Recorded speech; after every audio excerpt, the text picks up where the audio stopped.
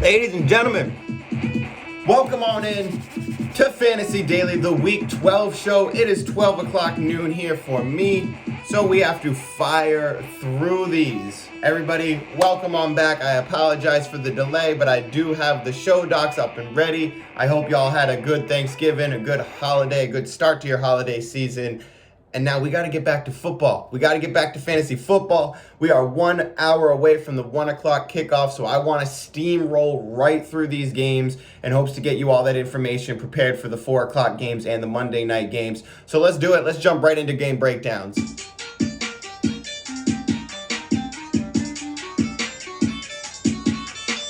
All right, so unfortunately this week I'm not going to do the low-key starts because like I said, we don't have much time. I want to be able to steamroll through this. Hopefully I can get onto TikTok right after this if I have enough time. So let's jump right into them, starting with Atlanta at Jacksonville. Now, obviously, this is going to be kind of the same old story for both of these teams for the rest of the season. The good news is that Cordarrelle Patterson is back in the lineup. So Cordarrelle Patterson this week is an absolute smash start. Throw him in there against Jacksonville. Matt Ryan, I do feel like he's stream worthy, but there's so many other quarterbacks that we're going to talk about that I would rather have on my team. So Matt Ryan for me is probably a sit, depending on how deep your league is, whether you're in a two quarterback league or not. If you're in a 2 quarterback league, I don't hate starting Matt Ryan in this one, but at the same time, like I said, there's going to be a lot of other options that are likely on your waiver wire that I'm more willing to start that we're going to talk about as we go. Kyle Pitts for sure is in, stud tight end. We got to keep him rolling. He's probably going to be the one to soak up most of the targets besides Cordarrelle Patterson in this one. But I do like Russell Gage. I like him a little bit less if Cordarrelle Patterson is in the game. But I do kind of like Russell Gage, more of a daily fantasy play at this point. I'm not really going to try to force him into my lineup. I would rather play like a Van Jefferson over Russell Gage. So he's kind of a spot start depending on how deep your league is. I'm not playing Mike Davis. I don't trust that at all. It's going to go right to Cordarrelle Patterson. We all know that. Trevor Lawrence is a deep reach on the Jacksonville side of the ball. He has a good matchup, but I really don't trust it at all. The entire game could go to James Robinson. James Robinson is good to go, so I'm firing him up. He's going in the lineup. He should be a stud today as well. Marvin Jones worth a good shot as well, so he's one of my higher end streamers that I'm willing to throw in there this week that a lot of people have had on their bench or maybe a flex option. So I think that Marvin Jones as well is worth a start in this game. Dan Arnold is definitely a tight end streamer when it comes to the waiver wire ads that you could be adding last minute, but there's a lot of other options I'd rather take besides him. So he's definitely on the waiver wire in most leagues, and he's worth a look, but depending on how desperate you are at tight end, which this week you probably aren't, it depends on if you need to go get him. But me personally, I'm trying to avoid Dan Arnold if I can. But still, with that whole matchup, Atlanta at Jacksonville, like I said, it's basically the same old song and dance that we've been playing with both those teams all year. Philly at the Giants. Jalen Hurts, let's go. And this morning, all of a sudden, all over Twitter, Adam Schefter, everybody's talking about how if Jalen Hurts keeps this up, he could be the quarterback 1 for Philadelphia.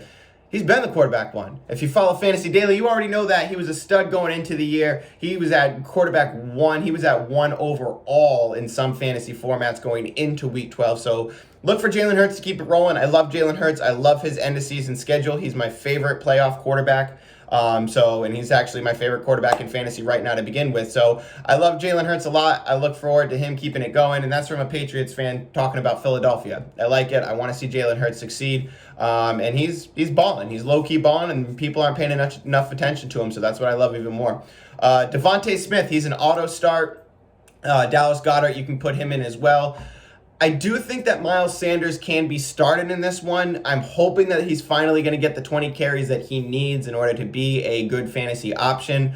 I think that you can do worse than Miles Sanders, so he's definitely in play for me, but there's a lot of other options I would rather play over him. I would rather play Dontrell Hilliard against New England over Miles Sanders, but I think that if you're in a pinch and you're looking for that running back 2/flex spot, which a lot of people are desperate for this week, I think Miles Sanders, you could do a lot worse than him.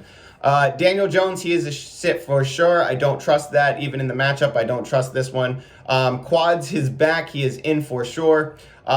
Evan Ingram, he's a risky deep reach start, and I know a lot of people are talking about it because Kyle Rudolph is out, so you're hoping for a touchdown. if you're doing the waiver game and you're looking at Evan Ingram or Dan Arnold, I'd rather start Evan Ingram. But it's tough for me to want to start Evan Ingram in this offense. Galladay is in. Shepard is out. Shepard is out, and so is Kadarius Toney. So they say they want to get the ball a lot to Kenny Galladay today. I even watched one thing on Twitter earlier where Joe Judge pulled Kenny Galladay to the front of the plane and said, we're going to get this thing right, and then they fired Jason Garrett. So hopefully this is the week for Kenny Galladay, but me personally, I'm still trying to look away. There's a lot of other options I'd rather play. I'd probably still play Marvin Jones. I'd play Kenny Galladay over Marvin Jones, I meant to say. But there's a lot of definitely players that I would rather play over Kenny Galladay. And we'll cover those as we go. Tennessee at New England. Tannehill is staying on the bench for me probably for the duration of the season. He's really going to be, you have to have a prime matchup. He's got to be playing like Atlanta or Detroit or something like that for me to want to get Tannehill back in there this year. I'm avoiding this whole team just about if I can besides Dontrell Hilliard. I really don't want to play any of the pass catching options. I don't want to play any of the tight ends. So I think Hilliard is going to get the bulk of the work. They're calling Deontay Foreman the running back one, but if you look at the stats, you look at the snap count, he's clearly not the running back one. So I don't know where the running back one story is coming from, but if we're looking at the sample size that we have, it's clearly Dontrell Hilliard, and I do like Dontrell Hilliard a lot. I think he's going to get the bulk of this work, and I think he's a great streamer this week. He's on the majority of waiver wires. He's probably still on your waiver wire right now. So me personally, I like Dontrell Hilliard a lot. I think you can check him out. A.J. Brown and Julio are both out. A.J. Brown is on IR, so he's going to be missing at least 3 weeks minimum. So I don't want to play that wide receiver lottery over there. So a lot of people are talking about Nick Westbrook-Ikine. You have to really deep reach for it. And like I said, I'd rather play like a Kenny Galladay, a Marvin Jones over any of the pass catching options in Tennessee for sure. Mac Jones, he's been looking good, but not for fantasy, not for me to trust him. Even if he has his weeks, I'm not willing to put that in my lineup. I would much rather play like a Cam Newton, somebody that has that upside that Mac Jones doesn't. So I like the appeal of both running backs. Both of them are in this game, Ramondre Stevenson and Damian Harris. I definitely both think of them as starters and both flex-worthy options. One of them is going to be a running back too. One of them is going to be a flex, but I do think that you can start both of them. The wide receivers here on this team, they're very, very hit or miss, so I really don't want to start any of these guys unless you have to play the lottery. There's a lot of other people on the waiver wire. I'd rather play Nick Westbrook-Ikine over both of those guys, so that kind of just goes to show my reliability on any of the New England wide receivers. I really don't care to start New England wide receivers whatsoever. Hunter Henry, he's in. He's still worth the start at tight end, though, being that the tight end is such a crapshoot. Carolina at Miami. Cam Newton is definitely worth the stream just because of his rushing touchdown ability this week. I like that a lot. CMC, full swing. He's going to be the running back one this week. What a game he's going to have this one. This is against Miami, so oof. So if you're playing against CMC, I'm sorry. DJ Moore, super risky, but he is always in. You got to put him at least in your flex spot. You have to have a really good lineup in order to bench DJ Moore. But he's in for this one, especially against Miami. I'm okay with looking at that. Miami has looked better on defense, so, there's a lot of options in this game that you could play, but DJ Moore, CMC, and Cam Newton's are the only ones for me that I would ever touch. Robbie Anderson, I'm staying away from. The tight ends, I'm staying away from. Tua, I like Tua a lot. I think that he could be a sneaky start in this one. Waddle, he is a must start. Mike Gesicki, must start. And I'm worried about the Phillip Lindsay ad for Myles Gaskin. So the fact that Phillip Lindsay is now a Miami Dolphin, Myles Gaskin has been super hit or miss. He has a good week, then a bad week, then a good week, then a bad week. So I don't know if this completely ruins Myles Gaskin's. I really don't know what happens for Myles Gaskin, but Phillip Lindsay being there really, really worries me. So I hope that Myles Gaskin has the pass catching work in this week that some people need, especially starting him probably at a flex spot or a running back 2 spot. But it really does come down to pass catching with Myles Gaskin and touchdowns. So hopefully he gets those those opportunities, and if not, I think we're going to be disappointed. So you're starting him, but it's going to be, it's worrisome. Tampa Bay at Indy. Tom Brady is in. Evans is in. Godwin is in. Gronk is in. Fournette is in. So it's everybody. You start everybody in a Tom Brady offense when they're playing like this. So it's awesome. Antonio Brown is out. Hopefully he's back next week. We have no clue what's going on with that. It's full-blown snowing out. Indianapolis, Wentz on the bench. We say it every single week. Wentz stays on the bench. Jonathan Taylor, super stud, is in for sure. Michael Pittman has been hurting you, but you do have to keep it rolling with him. He has a great matchup in this one. Hopefully he gets the targets. Jack Doyle, he seems to have emerged as the tight end that they want to go to, so I think he's good for 4 or 5 targets in this game, maybe more against Tampa Bay, so I think Jack Doyle is a great streamer as well. The Giants at Houston, so still just firing through here. Zach Wilson is back in action, so put your hands in. Let us pray. Please, Zach Wilson, do not kill our Elijah Moore value. We need this for the playoffs. Amen. Zach Wilson is back. Joe Flacco and Mike White are on COVID IR, so they will be sitting out this week. Zach Wilson gets the start at Houston, so I'm worried, but please, for the love of God, Zach Wilson, with Corey Davis out, or he's doubtful, but most likely out, just give Elijah Moore the ball. Just give Elijah Moore the ball the whole game. That's all you have to do. Michael Carter is also out, so Ty Johnson and Tevin Coleman become the conversation. We talked about that on the show on Wednesday. I do think Ty Johnson is going to be the beneficiary of that, and I'd rather start him on my team if I have to. But it is worth noting that Coleman is probably going to take carries from him, and if he takes red zone carries, it's going to completely destroy Ty Johnson's value. So I'm very wary on that situation. I want to start Ty Johnson, but at the same exact time, I'm probably staying away if I can. Jamison Crowder could be a start here. He's in the streamer consideration, but like I said, it's Zach Wilson. I don't know what's going to happen, so I think that you could do worse than Jamison Crowder, especially since he had good games with Zach Wilson, so it's tough for me. I'd probably start, Marvin Jones. I'd start Jamison Crowder over Nick Westbrook-Ikine, though, so it's tough. There's still a lot of streamers out there, and you really do have to take your shot on one this week. But please, Zach Wilson, do not ruin our Elijah Moore value. I don't even have Elijah Moore anywhere. I just don't want to see people who have Elijah Moore be disappointed by poor quarterback play, because that is just such a reoccurring theme this year especially. Tyrod Taylor, he has a sneaky start in this one against the Jets. So if you're in a 2-quarterback league, I think he's worth the start there. Brandon Cooks, the only wide receiver to trust, get him in there. David Johnson, he looks to be the lead back. A lot of people saying Rex Burkhead, but I do think that it's going to be David Johnson, at least in this one. So we'll see what happens. It's probably one of those situations where both of them have a lot of value, a lot of back and forth, so they're both useless, but we'll see with that. And if I had to stake my claim in one of them, it would be David Johnson. Sip time. Tight ends here, they're too up and down for me. There's too many options here, and Pharaoh Brown, Jordan Akins, it's always somebody else different every single week, so I definitely want to avoid that if I can. Pittsburgh at Cincinnati, fun game. I love Pittsburgh games against Cincinnati or Baltimore. These are, and even Cleveland, that whole division is so fun watching them all play together. So it's awesome watching Pittsburgh play against anybody in their division. They're one of the teams that actually, when they play against teams in the division, it usually works out in the favor of it. It's a good game. It's an entertaining game. So excited for that. But Big Ben goes on the bench. You can't trust him in fantasy. Deontay Johnson is in because of the targets alone. Najee Harris is in because he's a stud. Chase Claypool I do like in this one. So I know a lot of people have Chase Claypool on their bench, or either that or they're fading Chase Claypool. I like Chase Claypool a lot in this one. Eric Ebron to IR. He's done for the season. So I like Pat Freiermuth a lot in this one. He's worth a start, including the fact that tight end streamers are very, very limited this week.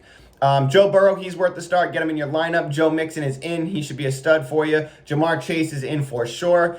And I'll actually even start both Boyd and Higgins this week. And one of them is going to disappoint you, but it's kind of a coin flip at this point. And I think the matchup there is great. So I like Boyd and Higgins. I think that if you're looking at waivers, and they're there and you really need a waiver start, I'll start both of these guys over Marvin Jones, Nick Westbrook-Ikine, those guys, because I think the matchup is just too prime. And I think Joe Burrow is really, playing well. He's going to keep it up. I said it a while ago that I like Joe Burrow over Kirk Cousins rest of the season. So I think Joe Burrow is going to keep heating up. They give the ball a lot to Mixon, but if they keep giving the ball to Mixon and they can get him his 30 carries while still throwing the ball, Boyd and Higgins are going to be able to, have a good day without having to salvage it in garbage time. CJ Uzama, I think he's in the streaming consideration, but I'd rather play Pat Freiermuth on the other side of the ball. I'd rather play like a Jack Doyle. But CJ Uzama, you could do worse. The Chargers at Denver. I need to put the full names in here. I always get confused when I see LAC because I'm like Rams, Chargers, blah, blah, blah. But Chargers at Denver. So Herbert, you got to get him in there. Eckler, he's in a tough matchup, but you don't care. And neither does Austin Eckler. He's going to ball out.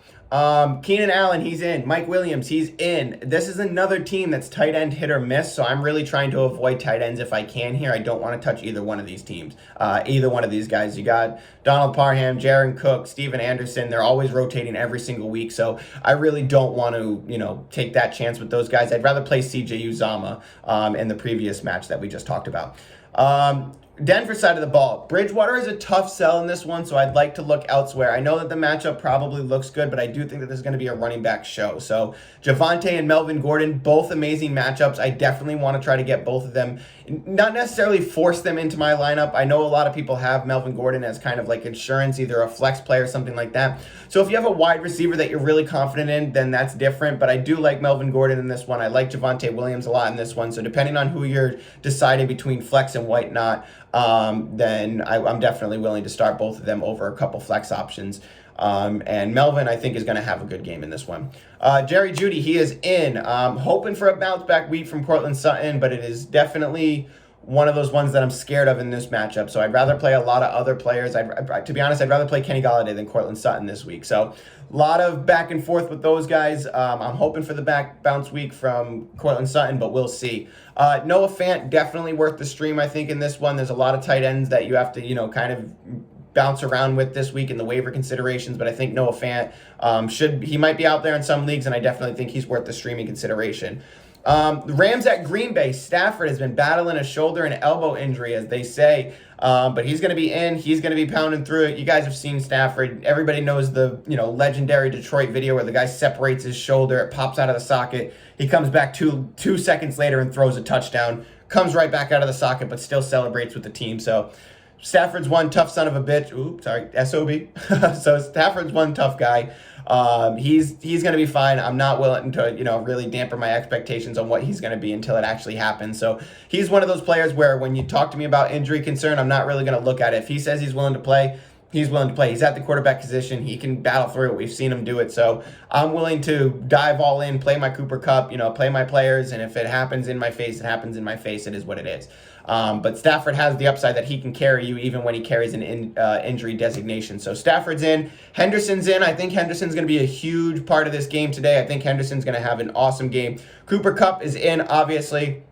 Sean McVay and the New Orleans Rams. The Los Angeles Rams are saying that OBJ is going to be highly involved today. I don't care. If you guys watch the show a lot, I don't care about Odell Beckham. I'm not putting him on my team. I'm not taking that chance. And I'll even go as far to say I'd rather start Van Jefferson over Odell Beckham Jr. in a heartbeat. So that's where I stay on Odell Beckham. It's going to be, you need to show me 2 or 3 games in a row consistently moving with Stafford in order for me to trust it. And I'm willing to be wrong on that point. I'm not trusting Odell Beckham because he will blow up your fantasy lineup. So I don't want Odell Beckham at all. I'd rather play Van Jefferson in the same exact game. Tyler Higbee, get him in your lineup. He should be good in this one against Green Bay. Rodgers is in. You're firing up. He had the foot issue. He's showing people his feet on Zoom, which is odd, but it happened. Aaron Jones, he could be back. They're saying he could be back, but we'll see. He's kind of coming down to a game time decision. But I do think that both of them should be played. A.J. Dillon and Aaron Jones, whether or not Jones is in or not, I think you start both of them. If Jones is out, Dillon's a fire-up number 1 running back this week. Running back 1, running back 2. He's a definitely have to play. Devonta Adams is in.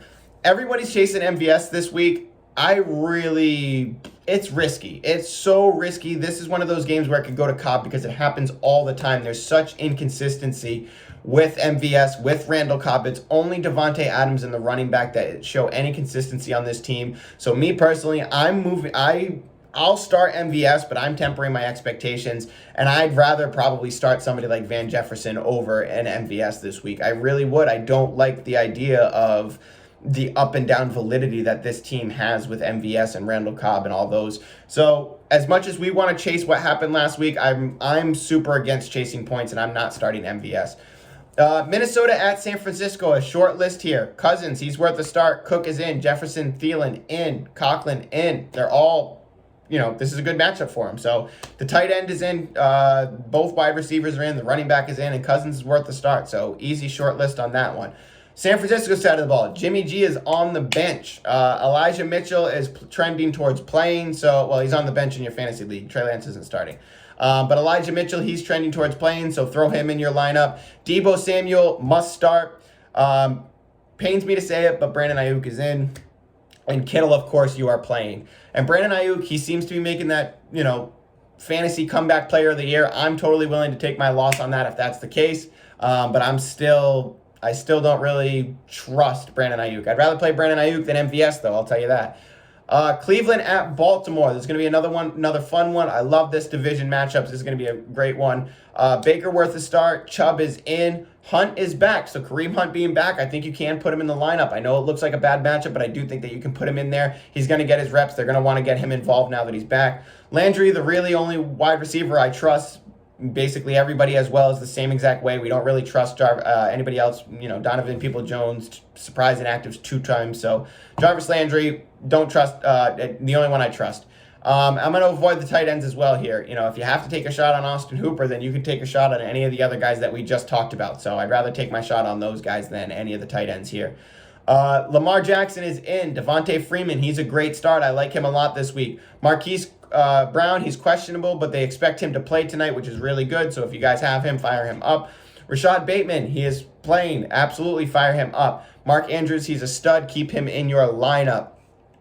All right, and firing away here to the last game, the Monday night game, Seattle at Washington. I'm expecting a good game from Russell Wilson. So all the managers of Russell Wilson who were, have been worried, you deserve to be worried. It's worrisome seeing the way that he's playing. So I do think that this is a bounce back game for Russ. He's playing against Washington. This is his game. So Russell Wilson, I think, is a fire up start in here. Lockett and DK, I think they're both great starts this week as well. I don't really trust the tight ends at this one. I'd rather fade away, if I have to. I think it's going to be a lot of Lockett and DK. You can really take your chance, a flyer on one of the tight ends and hope for a touchdown. But it's tough for me. Alex Collins, he's been limited in practice. They said he should get the start. If not, it's likely DJ Dallas to get the start. But I do think those are both riskies. If Collins is limited, it might be a split between both of them. So I do think that it's risky to start either one of these players this week. Heineke, I think he could be a sneaky start, but he's playing on Monday, so I'd rather go with the Sunday options. But Taylor Heineke, I think he could be a sneaky start in this game. Antonio Gibson, he's in. Terry McLaurin, he's in. Curtis Samuel is back, but I'd rather play somebody like Kenny Golladay on the Sunday. I don't want to wait for the Monday night game and then have Curtis Samuel break my heart. Logan Thomas, he is back. So if you're fighting tight ends, he is probably one of my favorite tight end starts of the week as far as the streamers that we're talking about. Logan Thomas is probably available, so go ahead and check him out. Everybody, it is 12:22, so I banged that out in a quick 23 minutes for you guys. I hope this episode helps. I'm going to be live on TikTok soon to answer some start-sit questions. I love y'all. Thank you so much for tuning in. Go get those Week 12 dubs, and we will see you on Monday, tomorrow. Later.